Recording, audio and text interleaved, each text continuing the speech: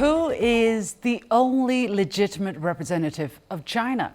If you were to ask 183 countries worldwide and major international organizations, including the United Nations, you would get it straight from the horse's mouth. It is the People's Republic of China. That's what Taiwan's leader Lai Ching-te needs to be reminded of. Why? In a major address on Thursday, he was borderline advocating for Taiwan independence. He said that the PRC has no right to represent Taiwan and expressed his commitment to, quote-unquote, resist annexation or encroachment upon the island's sovereignty. So I ask, who's your daddy, Mr. Lai? What are you up to? Are you upping the ante before the U.S. elections? Do people in Taiwan know what's your end game and its consequences? Welcome to a special edition of The Point with me, Liu Xin, coming to you from Beijing. I'm joined from Taipei by Joanna Lei, former Kuomintang party legislator. From Beijing by Benjamin Norton, editor-in-chief of Geopolitical Economy Report. Also from Beijing by Rong Ying, senior research fellow at the China Institute of International Studies. And here in the studio, Einar Tangen, senior fellow at the Taihe Institute. Welcome to all of you. First of all, let's talk about the takeaways from the speech. Joanne, let me go to you first. What did you find was most striking about Lai's speech this time? One must read Lai's speech very carefully in terms of his rhetoric and semantics. So there are four major points which can be easily lost but critical to our situation and discussion now. The first one is he used taking roots in Taiwan to indicate that the ROC KMT regime was transplanted from mainland China to Taiwan. So that's number one.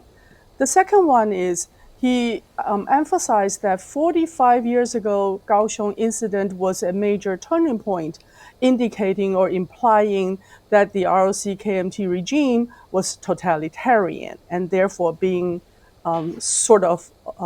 neglected and ignored by the people 45 years ago. The third one and the fourth one are international. The third one, he talked about a fictitious international alliance in which Taiwan was a part and is actively building partnership. The fourth one is he has a self-designated spearhead position to talk about how international rule-based order is requesting mainland China to take more responsibility. All 4 points are minor languages embedded in a very long speech, but they are not just rhetoric, not semantic. It is his overall agenda pushing a Taiwan independence agenda. Benjamin, what is your overall impression of his speech this time, especially the new words that he's using? Yeah, I think this is a very dangerous moment, and we see that he's taking advantage, especially with the U.S. election coming up. In the United States, unfortunately, both political parties have taken a very anti-China position and have encouraged some of these extremist separatist forces on Taiwan. And what we see essentially is he's taking advantage with just a few weeks before the U.S. election and creating more conflict, just as we see conflict in the Middle East as well, right before the U.S. election. And if you listen carefully to his rhetoric, he used terms like the rules-based international order, this is a term that comes directly from Washington. It's essentially an attempt by U.S. politicians to rewrite the international law-based order centered at the United Nations. And according to international law, according to the United Nations, there is only one China, which is the People's Republic of China, and Taiwan is part of China. So we see an attempt with this kind of language to rewrite international law, to challenge these international institutions that say very clearly that the People's Republic of China is the only representative of China. And again, the fact that this comes just a few weeks before the U.S. elections, I think, makes it pretty transparent what the attempt is to try to poke China and provoke these problems. And U.S. politicians on both sides, with the election coming up, are going to support these very provocative efforts. Mr. Rong, do you think Lai Ching-te went overboard this time? Did he cross any line? Well, I think it certainly this is being latest and serious provocations, even though It's an both in terms of narrative rhetoric, but also in terms of substance. That's why I think the Office of Taiwanese Affairs and the State Council and the Foreign Ministry as well has made very, I think, harsh worded statement in response to these remarks. Having said that, I think well, I also have to point out that whatever he said, whatever sort of the narratives or the way they try to make regarding the Taiwan independence, it does not going to change the fact and the reality. Rather, I think further expose the true nature of Lai Ching-te as advocate for Taiwan separatist or independence, and also the true nature. Where the two previous speakers, it seems that they want to address the international audience, the true nature and its ill intention of seeking his political interests at the expenses of peace and stability across the strait and the region as a whole. That is, I think, the danger. That is the risk we need to take into account. If you read his speech, some of the key words were in English, right? And it was done for a reason, I guess. Einar, how do you see the speech? Is he trying to frame the Taiwan issue in a certain way? Well, okay, so let's look at this. It was a very long speech. Most of it was domestic issues, but it was peppered with these provocations of Beijing. Why? When he was elected, he had all of 40% of the Taiwanese people supporting him, which means he's a lame duck from the day that he started last May. He does not control the legislative issues, and he's facing a very bleak prospect as he's been unable to pull these other parties together and form some sort of coalition for passing legislation. So right now, what he's trying to do is play the victim card, at the same time as he's passive-aggressively trying to assert that he's somehow equal to a country he's part of. So yes, I think it was very provocative, but it's all goes to this issue that his party has had nothing else. They do not have the economic competence to run the country. So what they do is they always turn to China as a threat. In reaction, the State Council Taiwan Affairs Office reacted on October the 10th, right after the speech, that Lai's speech continued to propagate the new two states theory and fabricate Taiwan independence fallacies. It has deliberately heightened tensions across the straits and gravely undermined peace and stability in the straits. Nothing Lai has said can change Taiwan's legal status as a part of China, or the fact that the status quo that both sides of the Taiwan Straits belong to one China. Joanne, how do you look at the reaction from Beijing? Of course, we have seen other reactions as well and commentaries. How do you look at the reaction across the strait this time? Well, Beijing continues its long-standing position that there is only one China, and gradually in recent years, they added that the China has to be recognized, also not recognizing, supporting any Taiwan independence or international alliances or participation into this domestic affairs. So there is a narrative that's continued and consistent over the years. But I think Lai Ching-te has gone beyond the so-called red line previously drawn. He has not only blatantly talked about Taiwan independence, he's blatantly disclosing the two-state theory. So the response from mainland China is expected, but certainly not as strong as we had anticipated. How would you explain the reason of the measured response, if I can use that word, Joanna?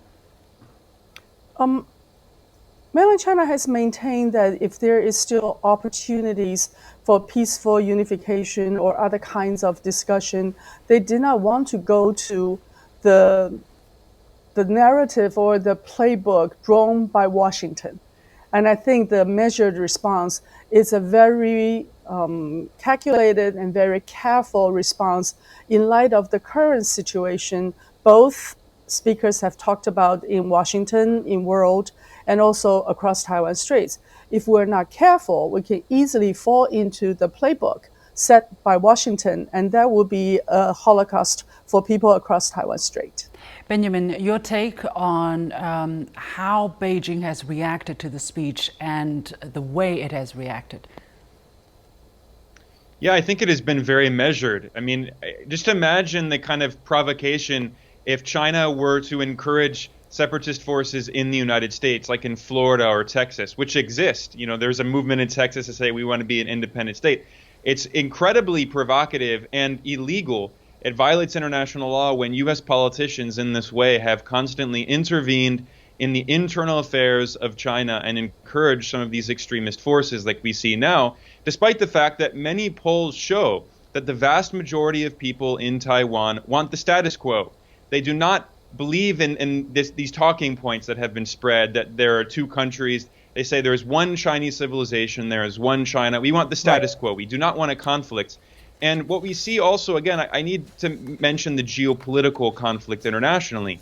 We're seeing that around the world, the United States, while it's provoking this conflict in China internally, in Chinese province, the U.S. is also provoking conflict in Europe. It's provoking conflict in the Middle East.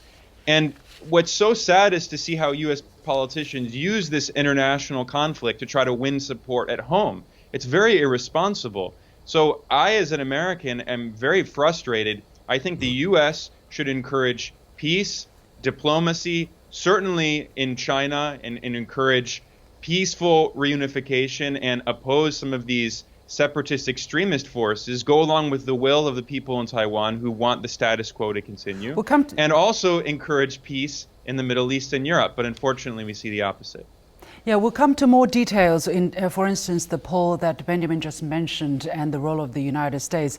But Mr. Rong, I want to stay with the reaction from the central government in Beijing. How would you characterize that? And when they talk about, there will be that peace and stability in the Straits have been undermined, are we going to see more reaction from the central government as a result of Lai Ching-te's speech this time? Yeah, it is true. I agree with the previous speakers again that it's been very harsh, quick, but measured response, and mainly by the Office of Taiwanese Affairs and the Foreign Ministry spokesperson just responded. To the questions related to that. So that is very being clear, and it has been kind of a consistent, principled positions that very much reflects, I think, the fact that the approach that the mainland China.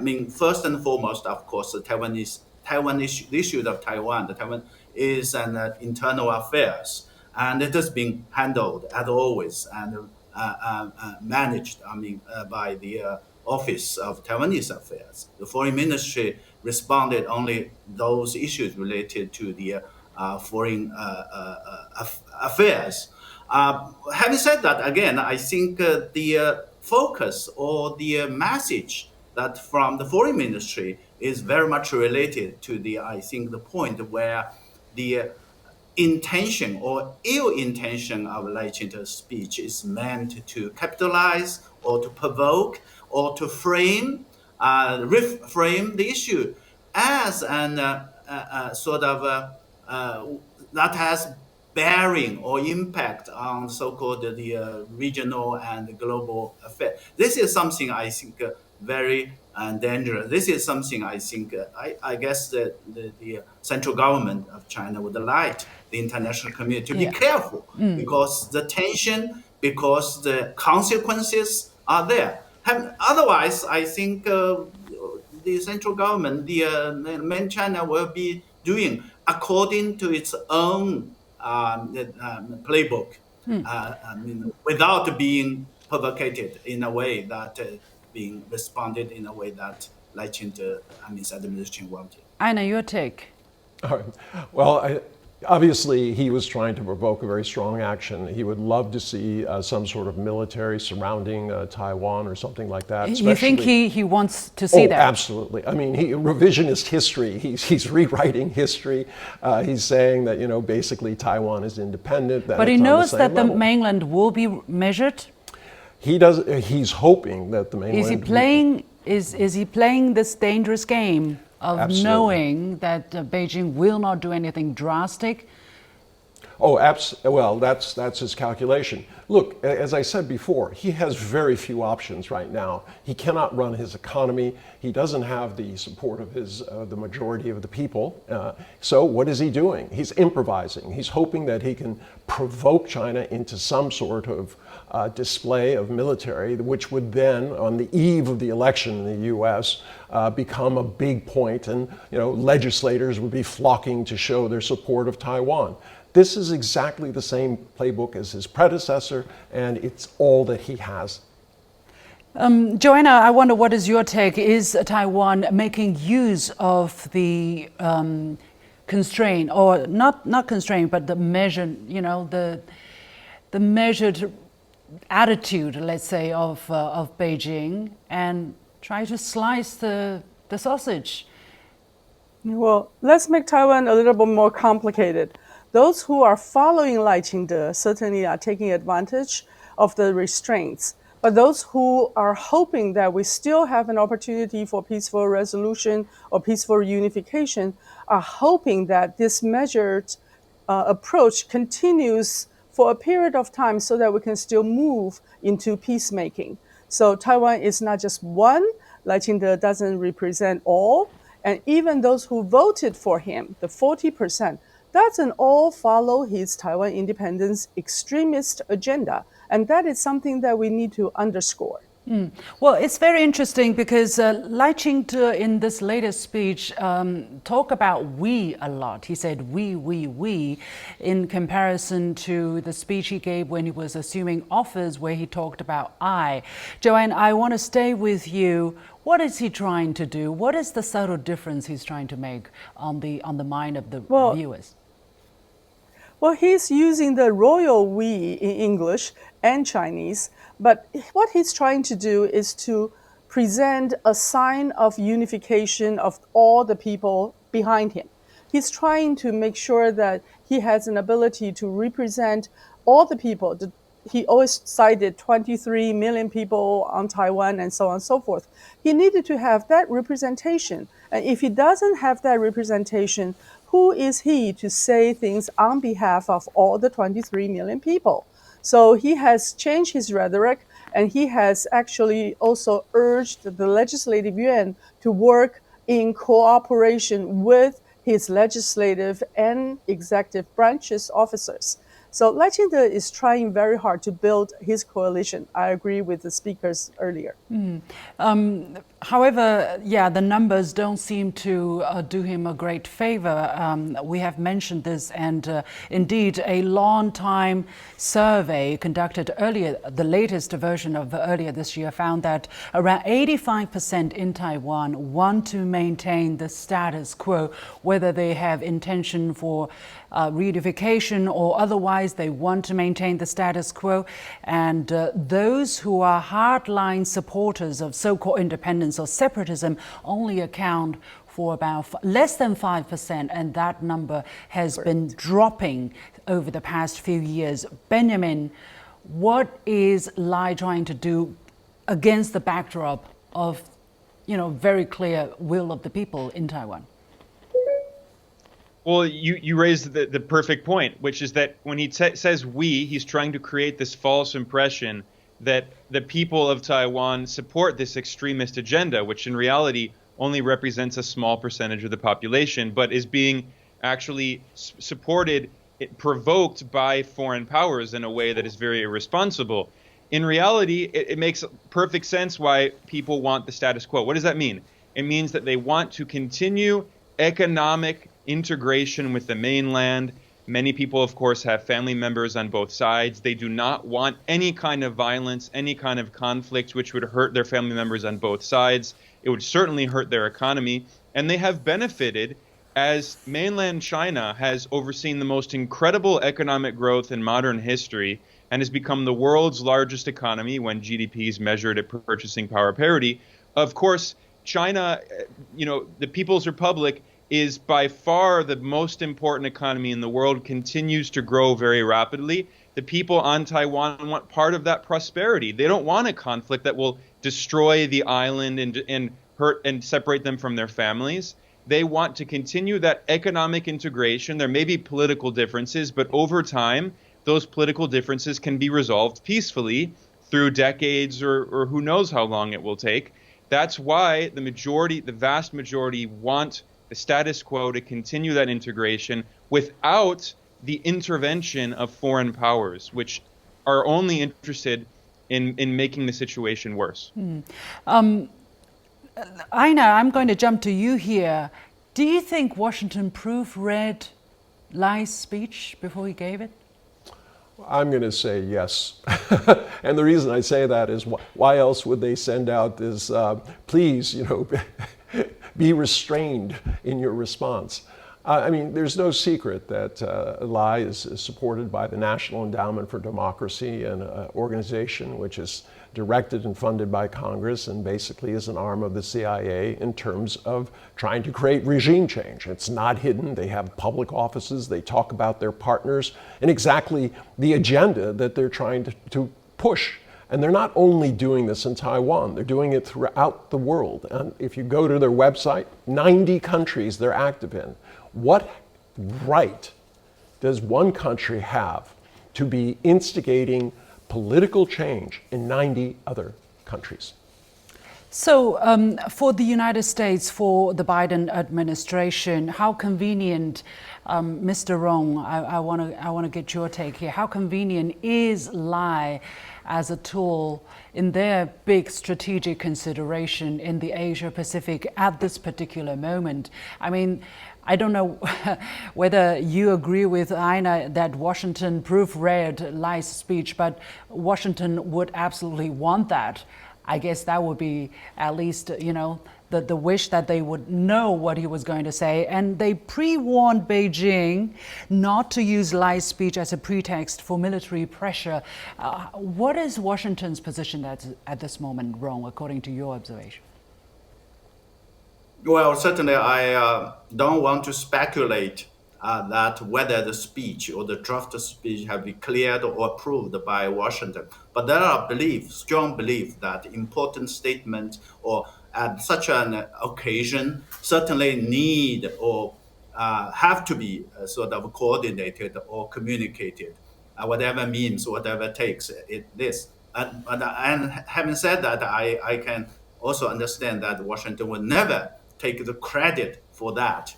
The question, as I try to make, the point I try to make is that now we have a provocation. We have, sort of attempt by the Taiwan separatist forces representative, head of that. And that, the provocation is going to raise tension. It's going to big trouble in the region.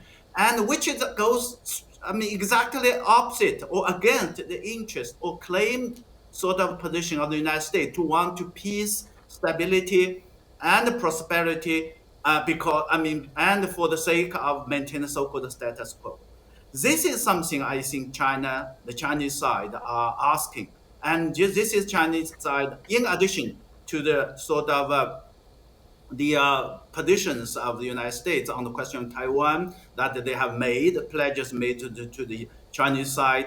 But this is now a latest development and the latest provocations. So if the United States are seriously concerned about peace and stability or tension, it have to do something. Don't tell me, you ask Lai Ching-te, what does he mean? Don't tell me. We have no idea. We have no reign or leverage on that.